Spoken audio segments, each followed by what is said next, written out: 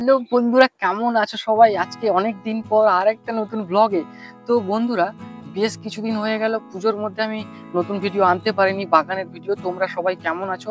তো বাগানের অবশ্যই হালত ভালো, কারণ যেহেতু এখন বৃষ্টি চলছে। বৃষ্টির মধ্যে কিছু টিপস আমি তোমাদের দিয়েছিলাম। আমার লেটেস্ট নতুন নতুন ভিডিওগুলো দেখে আসতে পারো, যেখানে আমি বলেছিলাম ওই বাগানের কি করে বর্ষাকালে পরিচর্যা নেবেন এবং এই অক্টোবর মাসে কি কি পরিচর্যা নিলে আপনার বাগানটা সুন্দর থাকবে। তো এটাই ছিল সেদিনকার ভিডিও। তবে আজকে যে কথাটা বলবো তোমাদের, আজকে যে কথাটা তোমাদের সঙ্গে শেয়ার করব, এই যে অ্যালামন্ডা গাছ আমি তোমাদেরকে বলেছিলাম, যে অ্যালামন্ডা গাছ আমি যে চারা বসিয়েছিলাম এই কদিন আগে, বৃষ্টির আগেই, পুজোর আগে যে অ্যালামন্ডা গাছ বসিয়েছিলাম, সুন্দর করে চারা সৃষ্টি হয়েছে। মানে চারার শিকড়টা এখনো দেখা যাচ্ছে না, তবে তোমাদেরকে আমি রেজাল্ট দিয়েছি। এই কদিনের মধ্যে ডালগুলো দেখতে পাচ্ছ, মানে একটাও এই যে মুকুল বেরোয়নি, নতুন ডাল শাখা পোশাখা বেরোয়, তবে নতুন ডাল গজাতে শুরু করছে। আর দেখতে পাচ্ছি ওখানে মনে হয় কুড়ি আসবে, আর এই ছোট ছোট ডালগুলোতেই ফুল আসবে। তো এগুলো হচ্ছে অ্যালামন্ডা গাছকে কিভাবে বাড়িতে চারা তৈরি করবে তার একটা সম্পূর্ণ ট্রিক্স। তোমরা বাড়িতে ঘরোয়া পদ্ধতিতে একদম অ্যালোভেরা জেল দিয়ে, কোনো রকম কাটিং কাটিং হরমোন বা কোনো রুটিং হরমোন ছাড়াই তোমরা ঘরে কি করে চারা তৈরি করতে পারবে। এই বর্ষার আগেই, বর্ষাতে খুব ভালো করে গ্রো হয় এবং ভালোভাবে চারা তৈরি হয়ে যায় ডাল থেকে, কাটিং থেকে।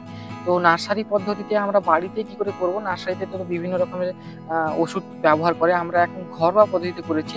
তাই বলে তোমরা দেখতে পাচ্ছ এখানে কিছু পরিমাণ বেরোয়নি। মানে আমাদের এখানে 1 2 3 4 5 6 7 8 9 10টার মধ্যে তিনটা কি চারটা মতন বেরোয়নি। মানে আমাদের 70% সফল হয়েছে, অর্থাৎ আমাদের 10টার মধ্যে 7টা মতন হয়েছে, আর কিছুটা হয়নি।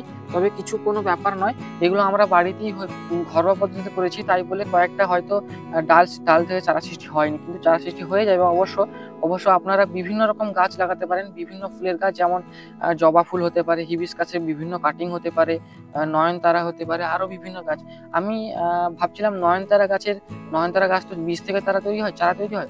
তাই তোমাদেরকে নয়নতারা গাছকে কিভাবে ডাল থেকে চারা তৈরি করা যায় ওটা তোমাদের সঙ্গে শেয়ার করবো। কারণ বিভিন্ন হাইব্রিড ভ্যারাইটি নয়নতারা যেগুলো রয়েছে বিভিন্ন কালারের, সেগুলো তো বীজ থেকে হয় না, বা বীজ তো কম হয়।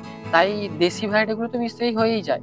তো ওই বেশি নন দেশি বা যেগুলো হাইব্রিড ধরনের, সেগুলো কি করে ডাল থেকে করা যায়, অর্থাৎ নয়নতারা গাছের ডাল থেকে আমরা কি করে চারা তৈরি করবো, সেটা আমি সম্পূর্ণ ভিডিও নিয়ে আসবো।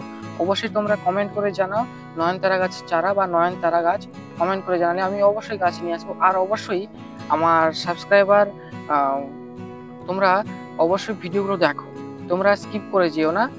বিভিন্ন বাগানে নতুন নতুন ভালো ট্রিক্স আসছে, ভিডিওটা শেষ পর্যন্ত সবগুলো ভিডিও দেখো, বেশ ভালো কিছু আইডিয়া পাবে।